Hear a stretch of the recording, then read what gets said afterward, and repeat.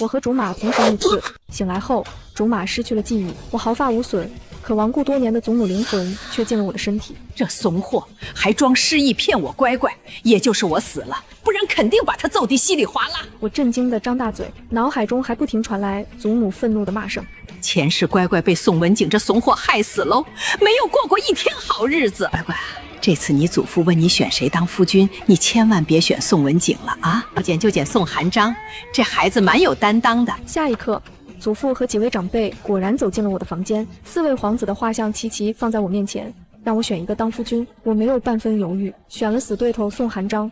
既然祖母说宋文景不爱我，那我就不要他。祖父有些迟疑。西西，你不是说三皇子总欺负你，最不喜欢他了吗？婚约定下就不能更改，你可得好好想想。我祖父是2朝太师，备受当今圣上重视。圣上曾经发话，适龄皇子中谁娶了我，就封谁为太子。宋文景的外祖父也大吃一惊。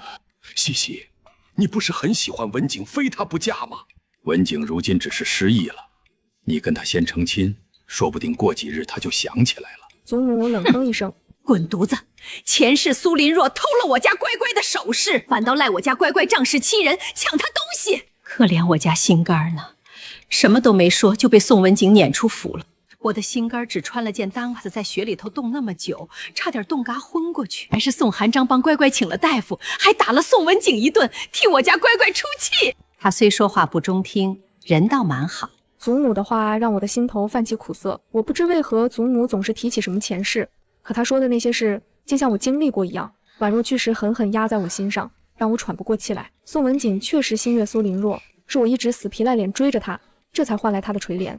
祖父，我想好了，就选三皇子宋寒章。祖父收拾好画卷，点了点头。好，不管你选谁，祖父都支持。我会告诉皇上，2日后皇上就会为你们赐下婚约。祖母终于放下心来，好得很，这次乖乖这肯定能过上好日子嘞。我垂下眉眼，简单梳妆后出府散心，却迎面撞上了我的3个选夫对象。除了宋寒章，几位皇子都在。2皇子手中折扇一挥，好奇问我：西西，今日太师问你要嫁给谁，你怎么说的？5皇子拍了拍2皇子的肩，叹气：当然是4皇兄了。京城谁不知道西西喜欢4皇兄喜欢的不得了。闻言，4皇子宋文景才分给我一个视线。我失忆了，忘记了前3年的事，只知道我的心上人是林若。不过这几日我也听了不少传闻，知道跟你有过情谊。如今婚约既然定下，父命难违，即使如今我不爱你，也还是会娶你。祖母气的声音颤颤：狗崽子啊！前世就装失忆骗我家丫头，娶了家乖乖后，还跟苏林若那坏小娘拉拉扯扯，把我乖乖都气出病来了。又不要脸借我江家势力成为东宫太子，既要又要的狗贼！闻言，我看向宋文景，他神色如常的撒谎。要不是祖母在，我还真要被骗了。我对宋文景情深意重，也曾以为与他是两情相悦，就像3年前我过生辰，他牵着我的手登上了专门为我的建的摘星楼。那时的他眉眼温柔，带着些小心翼翼。西西，我心悦你，我想娶你为妻，好好照顾你。我心中悸动，与他互诉衷肠。3年来，我们虽未曾正式定下婚约，我却将他当成了未来夫婿。没想到，从始至终，他都没有放下苏林若。他装作一副心悦于我的样子，不过是因为想要借江家的事罢了。如今恐怕是忍不下去了，这才借着遇刺的机会装作失忆，如此才能将苏林若的喜欢放在明面上，又能娶我为妻，得到我江家的支持。都说鱼和熊掌不能兼得，他倒好，还想轻轻松松就把2个都占了。我抿唇，压下了眼底的讥讽，没有说话。既然他如此，我也不拆穿，我倒要看看后天他知道我选的不是他，会是什么表情。看我不说话，5皇子凑上来小声问道：西西，你当真选了宋文景吗？我嘴唇微勾，赐婚圣旨就在2日后，到时候你们就知道了。随后我越过他们往府外走去，身后传来5皇子艳羡的声音：四哥，西西肯定要嫁给你了。当年你外出赈灾的时候染上了瘟疫，他直接去你府上亲自照顾你，整整3日没合眼，直到你痊愈，怎么可能不喜欢你？是吗？宋文景浅笑，声音飘忽：能得到江小姐青睐，是我的荣幸了。疼痛从心脏缓缓蔓延，眼眶蒙上了薄雾。我咬紧唇，没有哭出来。我爱宋文景，所有人都在背地里说我不矜持，但我从不放在心上。爹娘去世的早，祖父祖母也因为要操持书院异常忙碌，很少回府。我又呆又迟钝，没小孩跟我玩，只有宋文景会带着我一起。我从小就心悦他，所以在听见他说也心悦我的时候，我激动欢喜，暗自发誓要好好对他。很可惜，他暗藏鬼胎，对我没有一丝真心。江淮西，你等等！一道声音从背后叫住了我，是宋文景。他随意地走到了我面前。你选我当夫君，我会如约娶你，也会给你皇妃的位置。但我希望你能知道，我最爱的人是林若，希望你不要太善妒，更不要干涉我。我盯着他的眼睛，与他对视。你不是记不得我了吗？又怎么会认为我一定会选你？宋文景眉梢微挑，他们都告诉我了，你很爱我，不选我，你要选谁？我苦笑，他还知道我很喜欢他，那他就非要这样碾碎我的真心吗？你不用担心，以后我不会再纠缠你，也不会打扰你，你想如何就如何吧。见我这么果断的就答应他，宋文景微微有些失神。我转身继续往府外走去，他下意识伸手，突然一个姑娘像炮仗一样冲向我，碰撞的冲劲让我狠狠摔倒在地，膝盖磕到了门槛，钻心的疼。苏林若脸色微变，一个劲的弯腰道歉，委委屈屈的上前扶我。对不起，淮西姐姐，你别生气，我不是故意撞倒你的。我没来得及开口，祖母愤怒的声音就占据了整个脑海。前世今生，这小娘们儿不是诬赖害我乖乖，就是装哭赖我乖乖。这种下三滥手段，只有宋文景那个傻子才相信，还来训我乖乖，我呸！瞧见苏林若的眼泪，宋文景果然心疼。林若，没事的，不过就是些小意外，我在呢，没人敢怪你。他一边说，一边温柔地扶起苏林若，转头看向我，声音里含着几分威胁。不过就是被撞了一下，你肯定不会怪林若吧？我的膝盖被磕破，丝丝鲜血顺着腿流了下来，我强忍着痛意站起。苏林若两眼含泪，声音哽咽：“淮西姐姐，对不起，都是我太冒失了，我这就自打嘴巴，让你消气。”随后，他就举起手来，狠狠往自己脸上扇去。宋文景赶快拽住他的手，对我怒目而视：“江淮西，你这是什么意思？林若都说了不是故意的，你为何还要这样欺负人？”祖母更加生气：“你耳朵坏的咧，还是脑壳坏的咧？我家乖乖都没说话，怎么就仗势欺人了？气得我肝疼呢！乖乖赶紧给他们点颜色旺旺，狠狠扇这两个人大耳刮子！”祖母话音刚落，我就径直抬起手，啪啪两下，狠狠扇了苏林若2巴掌。随后，我看向宋文景：“看清楚了吗？这样才算仗势欺人。”苏林若被扇懵了，宋文景也呆住了。江淮西，你真是太过分！我果断抬手，干脆利落地扇了他1巴掌。我顿了一下，想起祖母的话，趁宋文景还没缓过神来，又狠狠扇了1巴掌。这才是过分。宋文景彻底呆住了，傻傻地看着我。从小我就是他的跟屁虫，他说一我不说二，更别说打他。他反应了好一会，才恶狠狠地瞪着我。哦，江淮西，你真是好样的，竟然敢对我动手了！你别后悔。林若，我带你去医馆看看。祖母冷哼一声，还吓唬乖乖不要后悔，笑掉大牙了。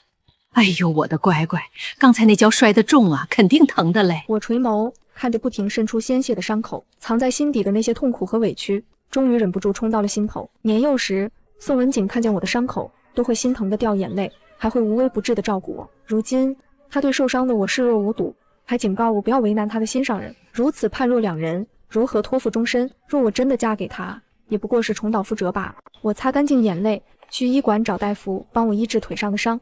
刚进大门，我就看见药堂另一边，苏林若和宋文景紧靠在一起，动作满是亲昵。我听见他娇滴滴的声音：“文景哥哥，要是淮西姐姐知道你为了光明正大和我在一起，才故意装失忆的，会不会气疯了呀？”宋文景宠溺地揉了揉他的头：“他知道也没办法，谁不知道他爱我爱到骨子里？就算我失忆，他还不是眼巴巴地贴上来求着我娶她？”悠悠，你只管吹牛。等到过2天定亲宴上宣布新郎官，你哭得找不着门口。我扯出僵硬的微笑，坐下来包扎。突然，有人传来惊慌的叫喊：“快跑啊！有人拿刀行凶啊！”一句话瞬间惊动了所有人。我顺着人流往外跑，却因为腿伤被挤到了后面，被行凶的病人抓住。他手中刀高高举起，要向我砍来。我毕竟是个女子，力气也实在是小。慌乱中，看见宋文景被这边的动静吸引，我顾不上其他，赶忙大声呼救。宋文景下意识朝我跑来，想要救我，可苏林若却死死抓住他的衣袖。文景哥哥，好吓人，我好害怕，你不要丢下我好吗？宋文景动作放缓，在他停顿的片刻，我的手臂被刀划破，留下一道流血的伤口，痛得我惊呼了一声。祖母着急得像热锅上的蚂蚁，哎呦，怎么办？前世也是人跑到医馆里打劫，这次怎么让我乖乖碰上了？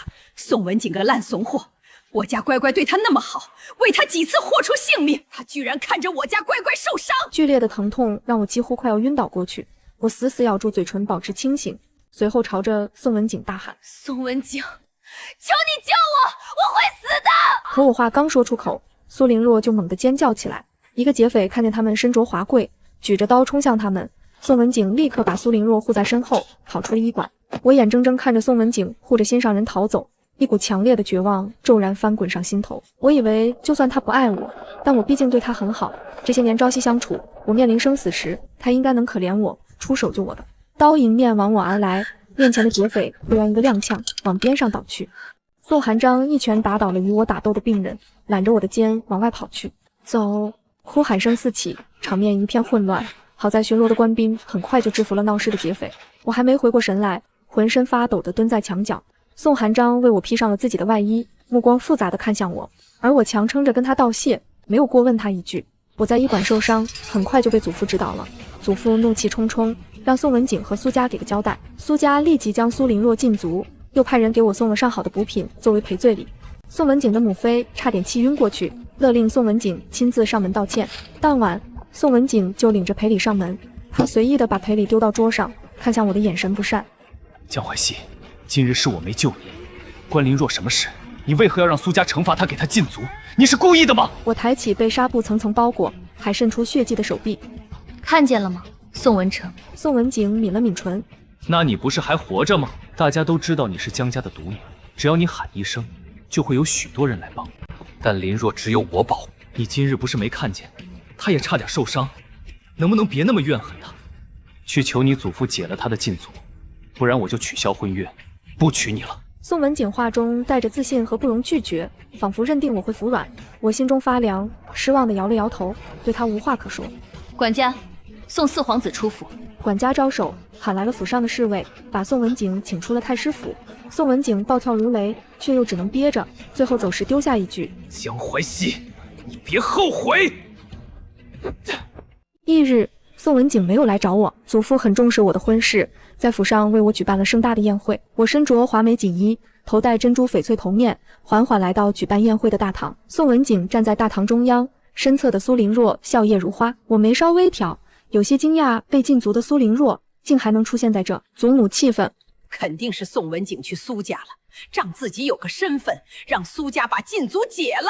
宋文景冷冷瞥了我一眼，很快就转过了头。宾客交头接耳，四皇子怎么好像不想理江小姐，还跟苏家二小姐那么亲昵？别瞎说，虽然四皇子失忆后只爱苏家二小姐，但江小姐只喜欢四皇子，这婚约啊，肯定是选四皇子。宋寒章眼神如刀地扫了一眼几人，那几人顿时不敢说话了。祖父精神奕奕，牵着我的手：西西，今日是你的定亲宴，与谁定亲这件大事，便由你来宣布吧。好。我浅笑着点头，感觉有一道视线紧紧跟着我，是宋文景。我看向他，嘴角轻勾，他不自觉地攥紧了拳头，眼神莫名期待。多谢诸位来参加我的定亲宴，现在我来宣布，我的未婚夫三皇子宋寒章。话音刚落，吵闹的人群瞬间失声，安静下来。二皇子在外从不离身的扇子都惊得掉在了地上。西西，你难道是说错了名字了？你不应该宋文景定下婚约的吗？怎么会是宋寒章？我没说错名字，我选的未来夫君就是宋寒章。我走进宋寒章，将早就准备好作为定情信物的龙凤佩递到他面前。宋寒章没有伸手，只静静地看着我。我咬了咬唇，你不愿意吗？宋寒章神色复杂，过了一会，眼睛弯弯笑了起来。我当然愿意。他接过龙凤佩，细细摩挲一番，随后挂在腰间，朝着祖父行了大礼。我提着的那口气也松了下来。能来参加定亲宴的来宾都有眼力见，不管事情发展是否如他们所愿，都能笑着恭贺。三皇子和江小姐青梅竹马，你看看站在一起多般配啊！我说他们会在一起，你们还不相信？真个是倒头草哎！早先我还听见笑我家乖追着宋文景一点嘎都不晓得怕羞，这下倒又捧起来喽，也不怕烂舌根的现世报。哎呦，谁不相信了？我当时不是附和你来着？我一早就看出来江小姐会跟三皇子在一起了。这也学倒头草，学倒头草。为了捧人家连脸皮都不要脸。你当我耳朵聋的？刚才还说宋寒章像块冰木头桩子，哪家丫头嫁把他不活受罪？那些假话一被说出口，就被祖母在脑海中狠狠拆了台。听着祖母一句句拆台，我忍不住笑出了声。宋寒章微微歪头，疑惑地看着我。突然，我想要调戏他，咽下了原本正经的解释，看着他开口：“因为我好开心，终于能嫁给我的心上人了。”宋寒章瞬间四肢僵硬，呆在原地，耳尖蓦然红了起来。祖母有些揶揄：“这孩子脸皮子这么薄嘞。”没想到一向冷漠，还总会说些莫名其妙的话，气我的宋寒章这么容易就害羞了。当年我喜欢追着宋文景跑，是有名的跟屁虫。宋文景的那些小伙伴就趁着宋文景不在，偷偷欺负我，把我推到在泥坑里。还是宋寒章突然出现，狠狠揍了他们一顿，把他们赶走了。他脸上稚气未退，冷冰冰的拉起我。我刚想开口道歉，他就鼻头一皱，嫌弃开口：“真脏，也蠢，被人欺负了也不知道打回去。与其靠宋文景那笑面虎，还不如靠自己的拳头。”我揪着沾了泥的衣裳，感受着宋寒章的视线，心里不自知的难过，红着脸哭着跑走。不过，虽然宋寒章说的话总是让我生气，可每次我需要帮助时，他总是第一个出现。以前我一直觉得他很坏，巴不得离他远远的。可后来有一次我跟祖母提起这事时，祖母却忍不住笑出声来：“乖乖啊，你还小，不懂什么是口是心非。”之前被宋寒章欺负惯了，突然翻身做主，我更想抓住这机会了。于是我走近一步，看着他：“能娶我为妻，难道你不高兴吗？”自然很高兴，只是我们如今还并未成亲，还需要保持些距离。宋寒章古板开口，但鼻侧的小黑痣却蒙上一层薄薄的汗，就连脸都红了。我忍不住伸手摸了摸他发烫的脸颊，宋寒章瞬间愣住，下一秒就抓住了我的手，撇过头：“我带了东西在马车上，我去拿，你等等我。”说完，他就飞快跑走了。祖母压着笑：“这孩子嘴甜点嘎，也蛮讨人欢喜的嘛。”我打心底同意祖母的话，宋寒章刚才那样多可爱，一道难以忽视的视线一直盯着我。我转头，刚好与宋文景对视，他的眼中满是震惊和难以置信。苏林若在一旁轻扯他的衣袖，却让他恐怕是看见刚才我和宋寒章的亲昵了。祖母不屑开口：“有些人就是不知好歹，选他的时候不当个宝，不选他了心里又拱得来港得去了。”我勾唇，收回视线，接受来宾的恭维后，我有些疲惫，于是准备离开大堂，去花园歇息一会。我正往外走去，身后却传来宋文景低沉的声音：“怎么是宋寒章？你什么时候喜欢上他了？”四皇子，请问您是以什么身份来质问我的事？但你不是心悦于我，还曾经说过非我不可吗？四皇子，您可别乱说话，坏了我的名声。况且您之前也说过自己失了忆，只爱苏林若，还让我别打扰你们。难不成您又坏了脑子，不记得了？对，分明是他求江淮西别来打扰的，也是他说只爱苏林若的。可是为何在知道江淮西选择宋寒章时，他会失了神智，差点落泪，就好像心头被狠狠挖去一块一般。许久，宋文景才找到声音，开口：“但你说出要嫁给宋寒章后，我心中犯疼。我想我对你还是有感情的，说不定等成亲，我们好好过日子，过一阵子我的失忆就好了。”与此同时，祖母的怒骂声在我脑海中回荡：“不要脸的破烂货，给点脸真把自己当盘菜喽！哼，现在满口瞎话骗我，乖乖，不怕嘴烂的，还真当自己失忆了嘞。”我懒得和他多说，冷笑一声，拆穿了他的表演：“宋文景，你真以为自己装失忆装得很好吗？”宋文景满脸错愕，一时间忘了伪装，声音发颤：“你知道了？你演的真的很差劲。不过我也如了你的意，不会打扰你和苏林若了，所以以后你也别再来打扰我了。”宋文景猛地想要拉住我，却被我狠狠甩开。他又想上前追我，却被苏林若死死拽住。宋文景跟着我追到了花园。那你就选了宋寒章，他什么样，京城人尽皆知。你能不能为了自己考虑考虑？他是什么样我自己清楚，就不饶四皇子费心。我摇头，转身离开。你以为宋寒章就是好人吗？你嫁给他，总有一日会后悔的。不，我不会后悔。脑海中传来祖母赞扬的声音：“不怪是祖母的心肝儿，我们乖乖不差这小炮子一个，就该把他蹬得远远丢。怎么跑来这儿了？不是让你等等我的吗？身侧传来清冽的声音。你瞧，这花开得正盛。当年我们在国子监时，那花开得跟今日一样。祖父作为太师，我自然有资格进入国子监，与皇子们一同学习。国子监没有玩的地方，休息时我最爱的就是去花园赏花，一般都是宋文景陪我来赏花。有时他不愿来，我独自前往时，总能碰见宋寒章。那时候我不喜欢宋寒章，不仅因为他说话不好听，还因为他对宋文景总抱有敌意，而我是站在宋文景那的，自然与他总争执。只有在赏花的时候，我们才能安安静静地凑在一起，感受花香美丽。宋寒章解下了挂在腰间的龙凤佩，拿在手中摩挲着，眼眸低垂，不知道在想些什么。我感觉他情绪不高，也跟他一样沉默着。过了许久，他终于开口：定亲宴差不多要结束了，你也满意了，有想过何时向众人说清楚吗？什么说清楚？我选的夫君就是你。宋寒章苦笑，缓缓把龙凤佩递到我面前，声音不自觉地带了些哽咽。没事的，我都知道，你喜欢的是宋文景，而我只不过是你气他的工具罢了。你也不用说些谎话哄我，我清楚，等宋文景发现不能失去你，来找你的时，你就会不要我了。他竟然要把定情信物还给我，我难以置信地看着他，气他想偏，气他要退亲，只不过怒火中夹杂着一点愧疚。祖母却乐呵呵地笑了，也欲开口：孩子看起来稳重冷静，没想到还会吃醋哎。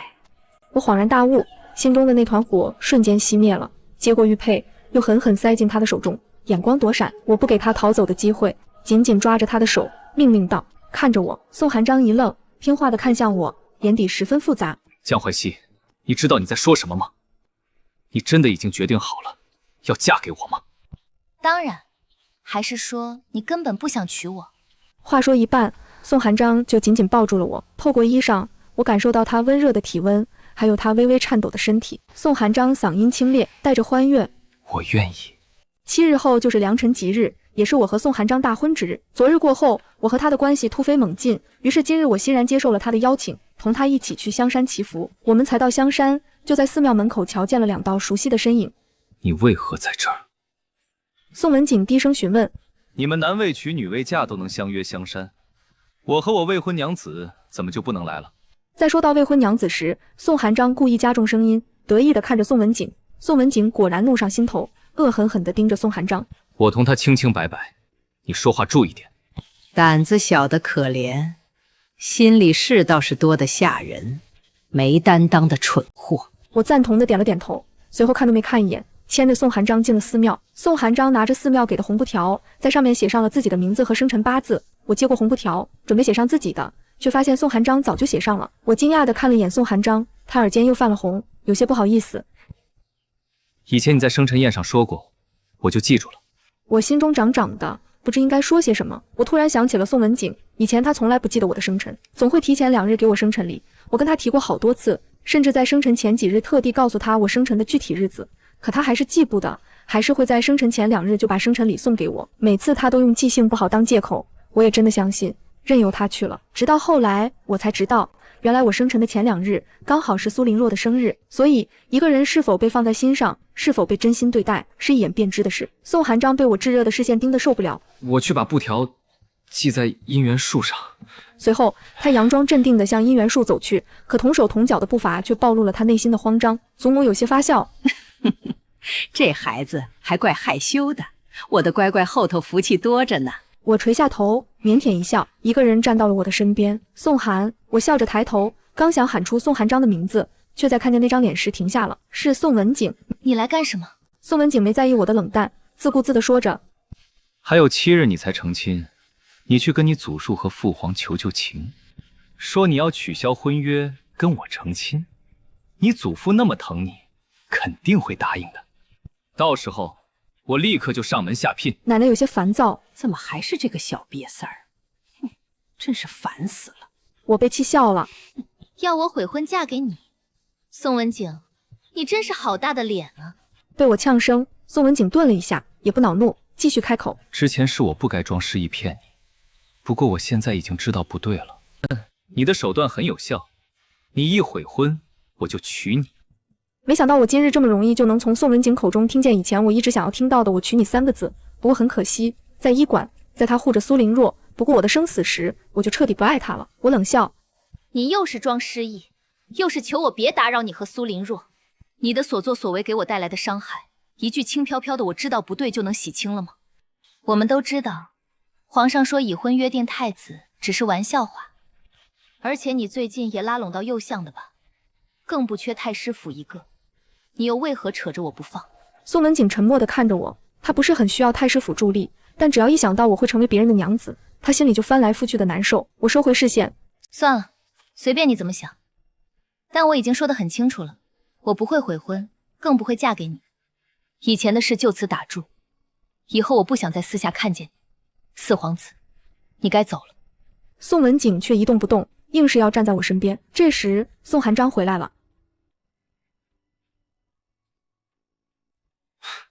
真巧啊，皇帝，怎么又见面了？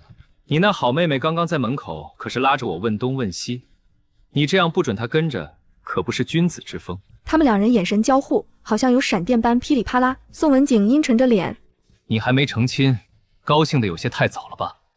江淮西之前可是一直喜欢我的。宋寒章冷笑：皇帝也说了，西西之前喜欢你，以前是以前，现在是现在。皇帝不会不知道吧？如今西西最爱的人是我了。皇兄可真是敢说，明明我才是重。他话还没说完，就被冲上来的苏林若抱住。宋寒章挑衅地看着他：哎呀，真是不好意思，刚才忘记告诉你了，我用你的名义把苏林若带过来了。你们俩不是情深意重吗？一起出来的，又怎么能分开呢？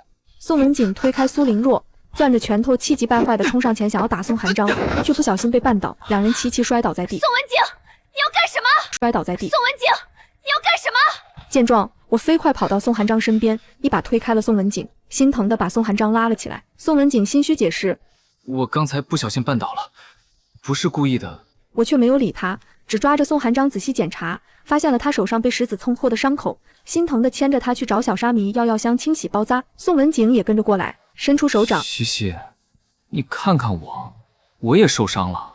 我一巴掌扇开他的手，眼里带着熊熊怒火：给我滚，再也别出现在我面前！我从未这样对他说话。宋文景有些难以置信地看着我，嘴一张一合想要开口，却又被我生气的样子吓硬生生憋了回去。过了好久，一甩袖，黑着脸离开了。后面我和宋寒章的成亲宴都准备得十分顺畅，我和宋寒章挑选头面首饰，祖母一一评价：这只步摇配你，真是再合适不过了，显得你更加灵动可爱。祖母声音满是慈爱，连声说我好看，感慨我一瞬间也成了要成亲的大姑娘了。哎呀，这喜服可衬我们西西，美极了，真是天作之合好。在我成亲的重要时候，我本有些惆怅害怕，可祖母一直陪伴在我身边，让我十分安心。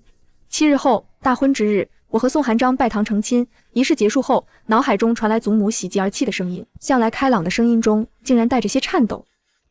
好啊，竟然还能亲眼望着我乖乖出嫁，我乖乖真别致，这下我也能安心走喽。我心头一紧，想要安慰祖母，却突然想起她好像听不见我的这些话。仪式结束，成亲宴便要开始了。宋寒章刚准备出去安排宾客，却被我拦住。寒章，你今日一大早就忙个不停，坐下来好好歇一会儿吧，我去安排宾客也行的。宋寒章摇头，想站起身来，可看着我不容拒绝的表情，还是笑着答应下来。我点头，走到大堂照料宾客。忙碌间，我听见一声惊呼：“小心，有刺客！”只一刹那，一道剑光闪过，我下意识躲闪，可还是被削落了一缕发丝，一击不成。刺客往我脸上撒了许多白粉，我猛地吸入，头竟然有些发晕。这是剑尖向我刺来，我迟缓躲闪，还是被刺中，鲜血流出，我也支撑不住晕倒了。我一醒来，宋寒章就激动地拉住我的手，声音哽咽：“西西，幸好我来得及时，你只是手臂被轻轻刺中，这次是我不好，以后我一定会好好保护你的。”他紧紧抱着我，身子竟然有些颤抖。我安抚地拍了拍他的背，只是有些恍惚，好像失去了些什么。突然，我回过神来，祖母不见了。要是看见我受伤，祖母肯定会心疼地嘘寒问暖。可是，就算我狠狠按了下包扎好的伤口，痛得倒吸凉气，祖母的声音还是没有响起。可能祖母亲眼见到我成亲，知道我以后肯定会幸福，心愿已了，所以离开了吧。可能祖母亲眼见到我成亲，知道我以后肯定会幸福，心愿已了，所以离开了吧。祖母离开的第3日，祖父带着我和宋寒章去了祖坟，站在祖母坟前，我眼眶微酸，和宋寒章一起烧了许多纸钱。烧完后，祖父摆摆手，还有话要跟你们祖母说，你们先回吧。我和宋寒章应声离开，祖父孤零零地站在坟墓面前，轻叹一口气：“你之前给我托梦，说什么看见了前世，还说我们乖乖被宋文景那混小子欺负了。你实在生气，就用自己的替乖乖换来新的事。本来我还不信，可乖乖还真就突然不喜欢宋文景了。老婆子，是你帮忙的吧？要是你在，肯定又要笑我了。也是，你总是能做出些让我吃惊的事来，我应该信你的。我就怀着的，现在乖乖也嫁给了宋寒章，这可是你亲自选的孙女婿，就算以后我死了，乖乖也会平安的，你这下可以放心了吧？”祖父慢悠悠地说着，一说就说到了天黑。最后，祖父抚摸着墓碑上的名字：“老婆子，我走了，等明年我再来。”时光流逝，5年后，我和宋寒章感情依旧，我们的女儿出生了。祖母的坟前又多了个咿咿呀呀叫唤的小孩。我抱着女儿，拿着女儿的小手放在墓碑上。祖母，这是我们的女儿，叫安安，你看，可不可爱？她也会像我一样平平安安的。小宝真可爱，快些给太祖抱抱。我笑着把襁褓递给祖父，宋寒章也凑了上来，看着女儿，骄傲开口：“那当然，也不看看是谁的女儿。”你小子还把功劳揽自己头上了，长。看着他们，我转头看了看墓碑，忍不住笑出声来。那只蝴蝶在我们间盘旋许久，最后摇摇晃晃飞向另一边的花丛。演全是他自个儿演的，我勒个乖，你被这狗崽子骗惨了。路遇匪徒，竹马替我挡刀，身受重伤。我在病床前守着他哭晕过去，醒来却发现祖母的亡魂出现在了我的面前。萧恒这个狗崽子自己雇人砍自己一刀，算准了角度嘞。前世乖乖被他害得家破人亡，乖乖死在流放路上的那杯毒酒，就是他亲手递的。老婆子，我在地底下憋了3年，这事非得把这狗崽子的皮扒下来。祖母的声音像炸雷一样劈进我脑子里。萧恒替我挡刀的时候，我甚至想过，若他死了，我便随他去了。可祖母却告诉我，这一出英雄救美全是他自导自演。我猛地惊醒，椅子翻倒在地，贴身丫鬟碧桃冲进来喊：“姑娘怎么了？家破人亡，流放。”我看着祖母透明的身影，只觉大脑一片浆糊。这到底是怎么回事？祖母还在骂：“明儿萧恒那狗崽子准吊着胳膊去太师府跪你祖父，就是为了讨那劳什子测问稿看看。那稿子还在你祖父桌上，乖乖傻丫头，你连夜回府把稿子收走，快！再晚这畜生醒了，又装得可怜兮兮，哄你心软。”测问稿，我祖父是2朝太师，备受当今圣上重视。他的测问稿，最近的测问稿只能是那卷电视测问稿，那是电视用的底册。萧恒要这个干什么？下一秒，祖母就解答了我的疑惑。萧恒那狗崽子是替赵元朗那老狐狸卖命的，那天杀的赵元朗，还想要造假名册去参你祖父科举舞弊。乖乖，你可千万别让他们偷走你祖父的稿子啊！科举舞弊，那可是满门抄斩的大罪。混沌的头脑顿时清醒过来。电视测问稿上有我祖父的亲笔字迹和科举答题纲目，不同于普通的手稿，但凡被他们拿走，就会造成泄题的风险。如果他们模仿我祖父的字迹，写下这些考题大纲，分发给科举考生。我站起来走到窗前，推开窗，腊月的风灌进来，风很冷，也让冷透了我对萧恒那颗炙热的心。前世有个叫陆燕的小书生，在大理寺当差，赵元朗逼他做伪证，咬死你。那小书生也是犟脾气，腿都被打断了也不开口，硬是把乖乖的死罪扛成了流放嘞。可乖乖流放路上还是叫萧恒那杯毒酒要了命，那孩子白挨了一顿打，人也没救下来。老婆子，我想想就恨。乖乖，这一世你去找他，他比萧恒那狗崽子强100倍都不止。我低头回想起萧恒中刀时侧身的那半寸，当时没有察觉，现在想想，刀尖也没有刺中要害，怎么一下子就昏迷过去了呢？我看向病床上脸色苍白、双眼紧闭的萧恒，缓缓走出了房门。必定备车回府。小姐，不等萧公子醒了？门外守着的碧桃很惊讶。不等了。我摇头，回府。碧桃虽然不解，但也没多问。好的，小姐。祖母长出一口气，总算没白跑一趟。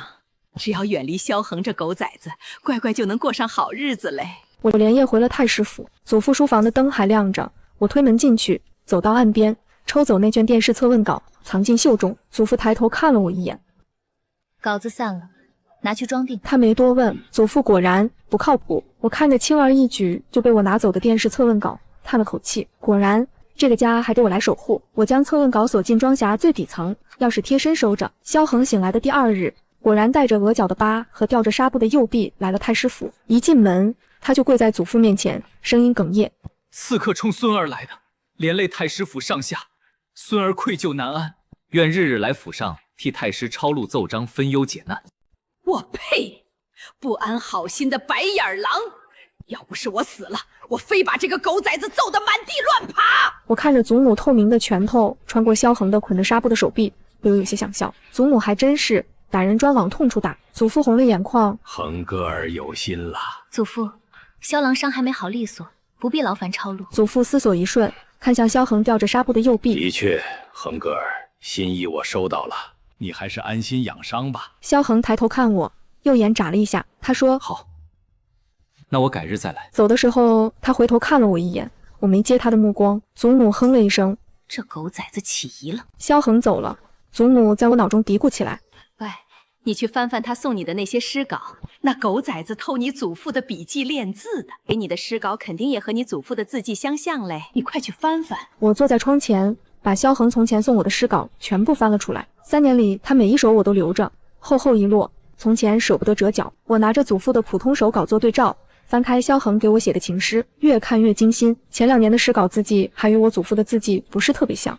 但是越到后面，字迹愈发相像。祖母在一旁惊呼：“等等，乖乖，看后面，纸的后面，那后面好像有东西嘞。”我将信纸翻过来，只见背面边角处零零散散描着几个燕字，一边是我家的姓氏，第2本、第3本，每一本背面都有，有的描了一整行，有的只描了一个。翻到第4本的时候，我停住了，洒金间背面有一行潦草小字：“赵大人命，月底前交稿。”祖母在脑中又说：“乖乖，你快把这些诗稿和你祖的测问稿都带上，还带上我留给你的那只银镯子，去找甜水巷那个陆燕，他前世在大理寺当差，会看笔记，你让他比一比，萧恒描的那些字和你祖父真迹差在哪儿？”我立刻把这些稿子叠好，贴身收起来，将测问稿从装匣底层取出来，裹进包袱里。天擦黑的时候，我揣着祖母那只银镯子和一堆纸稿，从后门翻了出去。腊月的雪彩在脚下咯吱响。甜水巷第3间门口挂着一盏旧灯笼，我抬手敲门，门开了，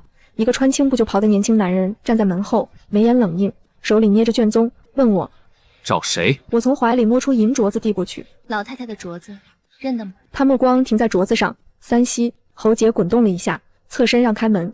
进。祖母愣了一瞬，这才反应过来：“乖乖，你个死丫头，听见了也不吱一声。”我抿了抿唇，吱。陆燕疑惑回头，我尴尬地冲她笑了笑：“我想请你帮我比对一下笔记。”陆燕把门关上，带我来到了一间书房。我把诗稿和测问稿摊在桌上。萧恒想偷我祖父的测问稿，伪造证据举报我祖父科举舞弊，这是他给我的诗稿，这是我祖珠的测问稿。你就这么放心的把你祖父的测问稿给我看？陆燕眉头微微皱起。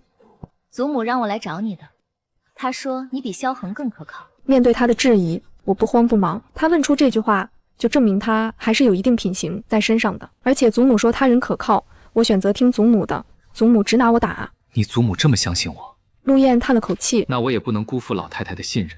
她盯着这些纸稿，俯身看了半晌，接着她又从书架翻出一本旧卷宗，里头夹着祖父去年批阅的奏章拓本，并排量了量后，她直起身说：“燕字墨笔，一个收锋向内，一个向外，一厘之差，能看出是不同的人写的。”祖母哼了一声：“陆小子倒有双好眼睛。”我把测问稿收回袖中，诗稿留你这儿。我正要走，陆燕突然开口叫住我：“燕小姐。”我疑惑回头，只见陆燕勾唇，语气满是调侃：“你这是3更半夜给陆某人送了一堆情诗？”祖母见此情景，在一旁捂脸怪叫：“哎呦，陆燕这闷葫芦，怎么还调戏起我家乖乖来了？哎呦，我老婆子这也是看走眼了。”我沉默一瞬：“萧恒写给你的，不是我的。”陆燕闷笑一声，从门后摸了一盏旧灯笼递过来，巷口黑，拿着照录。我接过来，提手处磨得发亮。虽然祖母在一旁激动的叽里呱啦，但我也没多想什么，提着灯笼出了门，雪落在地面上，簌簌作响。从甜水巷回来后，我将测问稿重新锁回了装匣，钥匙塞进了枕头缝里。第二日天刚亮，碧桃端水进来，搁下铜盆，说：“小姐，萧公子的信又来了，放着吧。”我揉了揉眉心，碧桃应了一声。桌上已经摆了几封，按日子排列着。从前我拆他的信，总要挑个清静时候，点一盏灯慢慢看。如今那些信封整整齐齐落着，我没碰。第三日，信又来了。第四日，碧桃没提信的事，只说萧公子派人送了一标桂花糕来，城西那家的，还温着。祖母冷哼一声，送吃的倒是会挑。上辈子他给乖乖送了多少回桂花糕，每回都加一句少放糖。我家西西不喜甜，装的跟什么绝世大情一样嘞，转头就给我家乖乖递毒酒，真是杀千刀的遭天谴嘞！乖乖死后没几天就娶了公主，这个不要脸的，我呸！纵然已经绝不再爱，但这么多年的情谊，到头来我竟落得这般下场，想想还是觉得心底有些发寒。萧恒此人过于歹毒，我把桂花糕赏了碧桃。第5日，碧桃进来说又来了2封信，我说收着，等事情了一并烧了。第6日，我出门替祖父取书，刚转出巷口就撞见萧恒，他又逼得纱不拆了，只贴了一块膏药在袖子里头，人瘦了一圈，眼下泛青，像是好几夜没合眼。他拦住我，西西，你躲着我。我抬头看了他一眼，没有。他又往前一步，攥住我手腕，你告诉我，是不是有人跟你说了什么？我低头看他的手，从前这双手替我抄过经，替我暖过手炉，替我画过眉，如今我一根根掰开他的手指，一字一句，没什么闲话。祖母在脑中喝彩一声，乖乖做得好，咱们不要搭理这晦气玩意。我绕过萧恒往前走，他在身后追上来喊，那刺客的事是我安排的，我认。可我后悔了，西西，我对你的感情是真的。他的话再一次验证了祖母的正确性。祖母冷笑，我呸！这满嘴喷粪的狗东西，一天到晚净胡来嘞！我没有回头。又过了2日，陆燕递了消息过来，东西拿到了。当夜我又去了甜水巷，陆燕把一份卷宗铺在桌上，纸页泛黄，边角卷了。这是什么？我凑过去看，是一份名册的草稿副本，上面用墨笔誊着10几个名字和籍贯，边角处批了5个字，墨笔还不对，笔迹潦草圆熟，看着像是萧恒的手笔。我盯着那5个字看了很久，指腹按在纸面上，一片冰凉。陆燕解释，这份名册上记录的是今年科举考生的名字，赵元朗手上没有你祖父的手稿做对照，他就让老书吏照着萧恒仿照你祖父的笔记描了一份名册底稿。老书吏描完拿给萧恒过目，微横批了这5个字，老书吏留了一手，没有销毁底稿，这就是他们合谋的证据。我正要开口，祖母的声音忽然响起来，又急又重，乖乖啊，乖呀，咱不能高兴太早嘞。萧恒这赖皮鬼要是耍赖，说有人磨了我的字栽赃给我，我们拿他也没辙啊。我攥着纸页的手指收紧了。陆燕像是猜到我在想什么，老书吏的草稿只能做旁证，他若当庭翻供，说这份东西是伪造的，我们拿他没办法。他合上卷宗，看着我，还差一样，让萧恒当着你祖父的面留下他亲手写的笔记，而且要有一个与你们双方都无干系的第3人在场，亲眼看着他写，当场拓印封存。这样，萧恒的笔记要是与老书吏草稿上的字迹一致，就能证明这份草稿不是伪造的了。虽然朝廷有专门验字迹的鉴定师，但是架不住萧恒嘴皮子利索，黑的也能讲成白的。如果按照陆燕说的做，萧恒绝无翻盘可能。祖母补了一句，对了对了，最好是官府的人证，让这赖皮鬼想赖也赖不掉。我抬头看着陆燕，那这个人你能安排？能，你只要把萧恒约到你祖府书房，剩下的事我来办。我点了点头。这陆小子做事倒是一步一步的，靠谱嘞。我站起来要走，陆燕又从桌边拿了一盏旧灯笼递过来，巷口黑，拿着照路。灯笼似曾相识的场景，我愣了一下，想起上次的灯笼我还没还给他。罢了，陆燕也不像是缺灯笼的样子。我接过灯笼，推门出去，雪还在下。回到太师府的时候已经是半夜了，祖父书房的灯还亮着，窗纸里透出来的光映在雪地上，昏黄一小片。我推门回了院子，坐在床边想了一炷香的功夫，我起身铺纸研墨，写了一封信。信很短，你之前说要送给我的话裱好了吗？我想看看。写完之后搁下笔，把信纸折好放进信封。信封上写着萧郎亲启4个字，是我从前惯用的落笔方式，工工整整的。可怜我的乖乖，被萧恒这狗崽子吓出阴影来了，手都在抖嘞。祖母心疼地看着我，我低头看了一眼自己的手，确实在抖。一想到祖母说这人害得我们燕家家破人亡，我心底就有一股抑制不住的恨意。祖母嗓门忽然高了：“乖乖不要怕，天塌下来有我老婆子顶着。”我把信封搁在桌角，站起来吹了灯。黑夜很静，静到我能听见自己的呼吸。我闭上眼，满脑子都是天亮之后的事。那封信送到萧恒手上，他会笑还是会皱眉？祖母说老书立的东西不够定死他，陆燕说要第三方人证当场拓印封存。可我祖父书房的屏风后面藏得下一个人吗？陆燕说的那个第三人会是谁？我这边转转反侧时，萧恒也在书房里急得跳脚。到底是谁泄的密？燕西平日里对我百依百顺，怎么突然就不理我了？不对，这明明不算什么大事，只要我去哄哄他，他肯定会心软原谅我。肯定有人在背后搞鬼，给我查！萧府侍卫领命退下，天还没亮透我就醒了。碧桃推门进来添灯油，我把那封信递给他，送去清平侯府。碧桃接过去，目光在信封上停了一瞬，转身出了院子。祖母在脑中叹气：委屈我们乖乖了，还不能跟这狗崽子翻脸，太叫我老婆子生气了。萧恒下午就来了，他进门的时候手里提着画轴，额角那道疤浅了，气色比我上次见他好了些。他把画轴搁在书案上，解开系绳展开，那幅海棠春睡图重新裱过了，泛黄的地方补了色，并蒂的影子比从前深了一圈。我扯起嘴角：裱得真好。萧恒笑了笑：我特意盯着裱画师傅做的，怕他弄坏了。他说这句话的时候往前走了半步，伸手虚虚点了一下画上那朵海棠。这瓣补过色，你仔细看能看出来。他的手就在我眼前伸着，指节分明。祖母在脑中骂道：这狗崽子手伸那么近，是想对我家乖乖做什么？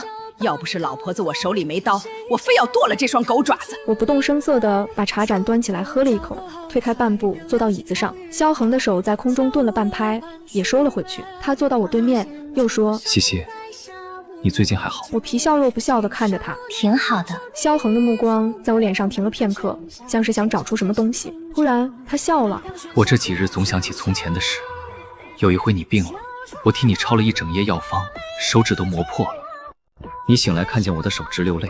他说完盯着我，祖母在脑中骂了一句：我呸！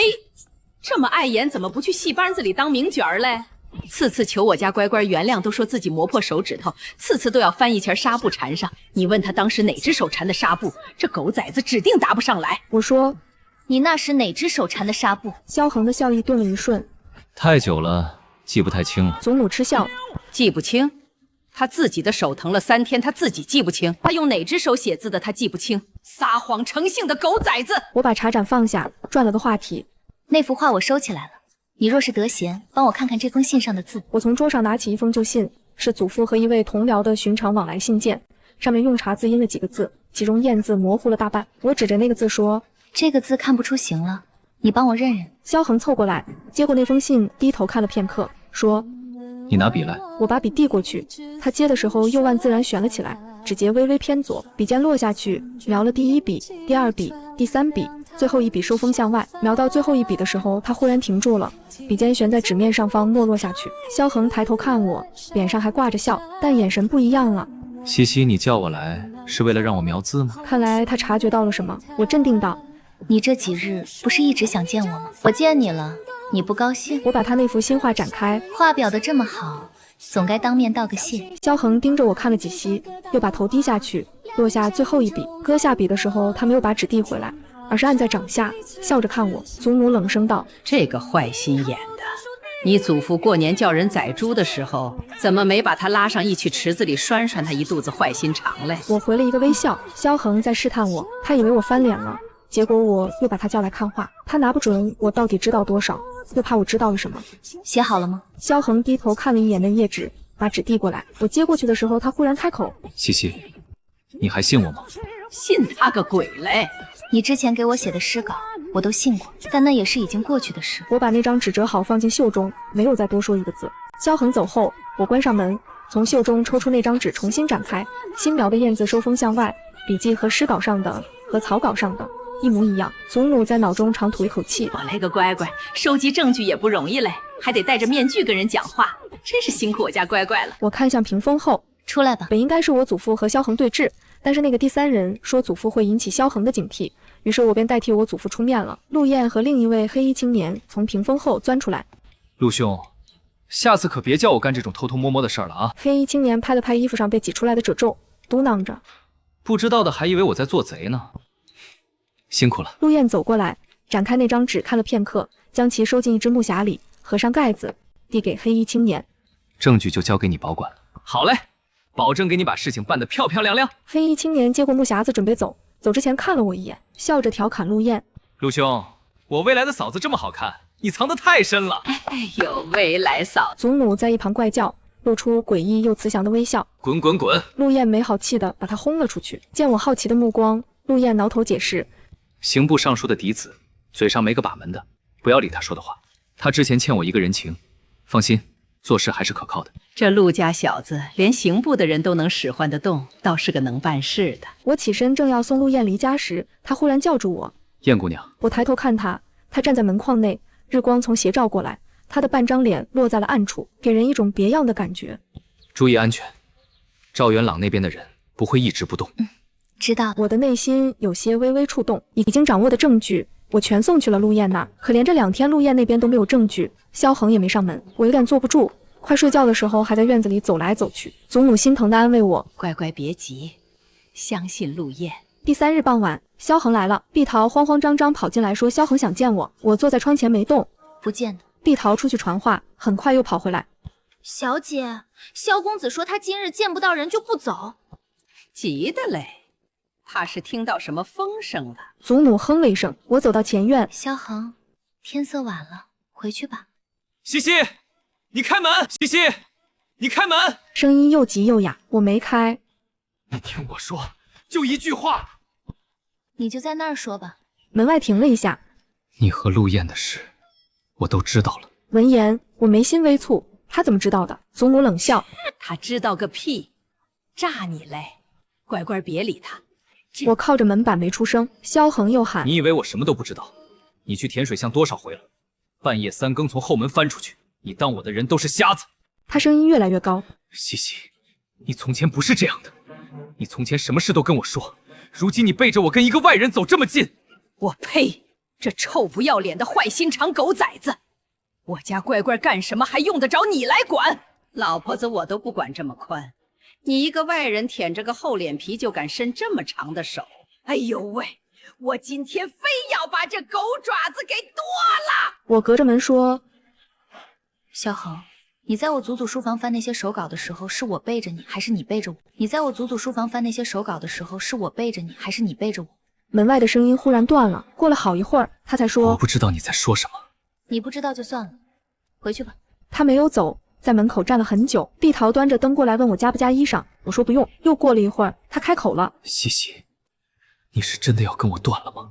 断就断了，当自己是哪根葱嘞？废话一箩筐。我没有答话，他又站了一会儿，脚步声往巷口去了，渐渐远了。碧桃长舒一口气，总算走了，小姐，我们回去吧。我靠着门板站了一会儿才回院子，走到廊下，祖母又开口了：乖乖，他方才说你半夜从后门翻出去，他怎么会知道你半夜翻了墙？你每次出去只有碧桃一个人晓得。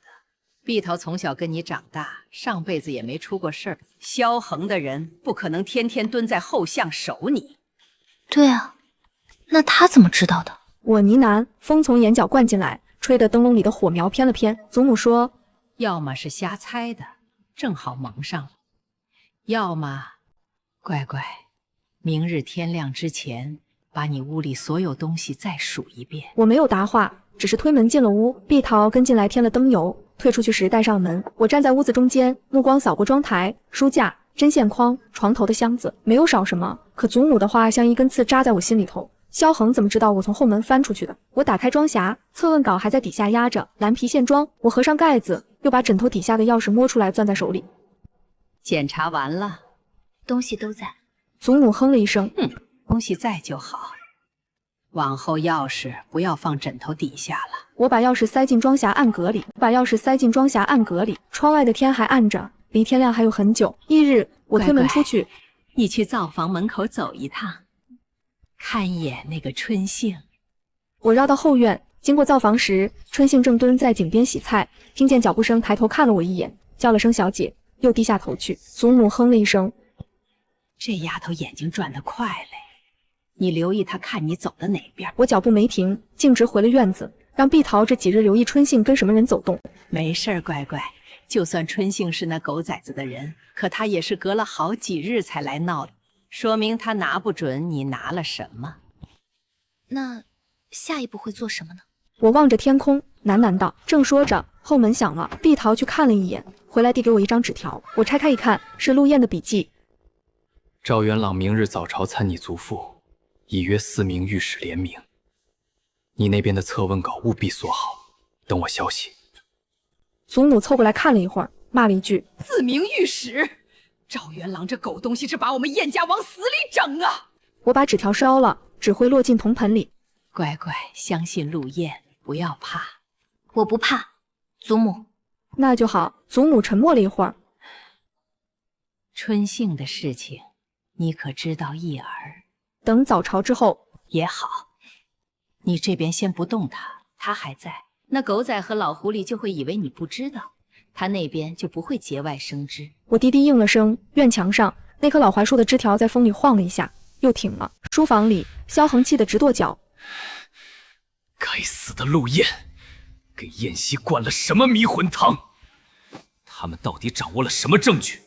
属下劝慰让萧恒安心，说赵元朗赵大人已经准备好了一切，不管怎样我们都翻不了盘。那边发生的一切我一概不知。天没亮透我就醒了，把测问稿取出来，用包袱皮裹了系在背上，外头披了件斗篷遮住。碧桃端水进来，说刘叔发现今早巷口有几个生面孔，在那里转了2圈又离开了。我系斗篷带子的手顿了一下，吩咐：你今日哪里都不要去，就在府里待着。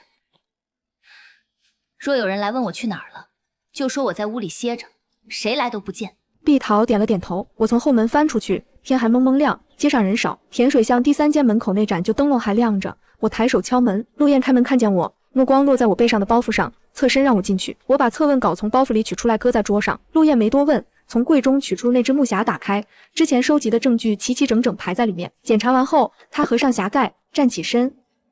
你在这里等我也，我会先进宫 list。我坐在她书案前，看着日头从窗纸外面一寸一寸升上来，亮白的光落在桌面上，街上的吆喝声断断续续传进来。乖乖，上辈子这时候，你祖父已经被押进大牢了。祖母突然开口，语气复杂。我看着那炽热的阳光，这辈子不会了。祖母哼了一声，那可不，有我老婆在这儿盯着，还有我家乖乖出力，你祖父怎么可能再进去啊？对啊，听着祖母的话，我勾了勾唇。很快，陆燕回来了，她推门进来，风灌进门槛，吹得桌上那张纸哗啦响。赵元朗参了，圣上把折子留中，说明日再议。我顿了一下，刘忠，皇帝没当场批？没有，圣上说让大理寺先查。那祖父呢？太师今日告病没上朝，圣上没有下旨拿人，可赵元朗的人已经去了太师府门口。我攥着袖口没说话。明日早朝，我会把东西递上去。你今夜回去之后不要出门。我点了点头。不要出门。我点了点头。回了太师府，的确看到了刘叔说的门口那几个生面孔，我没有过多理会。我回了院子，坐到窗前，窗外天还亮着。祖母，祖父知道我拿走了测问纸。那老头子心里门清，不开口问罢了。我攥着袖口坐着，窗外的风吹着院墙上的老槐树枝子轻轻晃着。抄家流放，满门抄斩，这一次不要再重复祖母口中上一世的悲剧了。祖母轻声安抚，今夜好好睡一觉，明日天亮了，一切都会好起来的。早朝的时候我醒着，碧桃端了水进来说祖父今日身子好了些，一大早就更衣出门了。祖母哼了一声，去好嘞，让你祖父亲眼看看赵元朗那老狐狸的嘴脸。头头升到半空，前院突然被撞开，锦衣卫的铁甲声又重又密，领头那个站在院子中间喊：奉圣谕，太师燕秉德卷入科举舞弊一案，暂押刑部大牢候审，四周仆妇慌乱。祖父从书房出来，被锦衣卫左右架住。经过院子时，看见我站在廊下，眼睛看过来停了一下，又偏开了。我攥着廊柱，祖母喊了一声：乖乖别慌，东西在陆燕那儿了嘞。我没有答话，看着祖父被押出前院，白发在风里散开。锦衣卫撤了之后，我回到屋里坐下。祖母开口：别怕，乖乖，上辈子你祖父进了死牢，这辈子进的刑部大牢候审。陆燕把证据都递上去，天黑之前你祖父就能出来。万一皇帝不信呢？怎么可能嘞？皇帝又不是瞎了眼，白纸黑字的证据摆在那里，他还能睁眼说瞎话不成？晌午过了后门响了一下，碧桃递了张字条进来，我拆开一看，陆燕的笔记，东西已成，等消息。祖母凑过来骂了一句：“这闷葫芦，也不知道多写几个字。”天快黑的时候，刑部一个主事站在门口说太师回府了。我跑到前院，祖父正从轿子里下来，换了一身干净衣裳，脸色不太好，腰板还直着。他看见我站了一会儿，开口说：“西西，那个陆燕，那卷测问稿是你给他的？”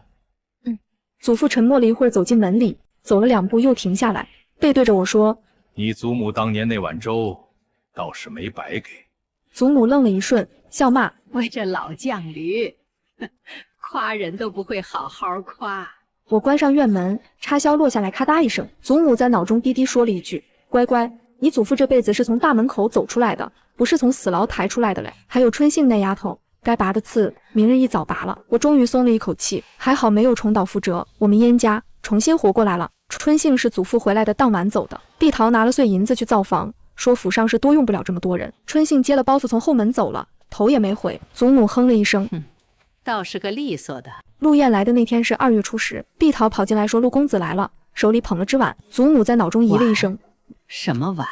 我放下针线到了前厅，祖父已经坐在堂上了，陆燕站在堂下，他把碗搁在桌上，碗沿一道刻痕。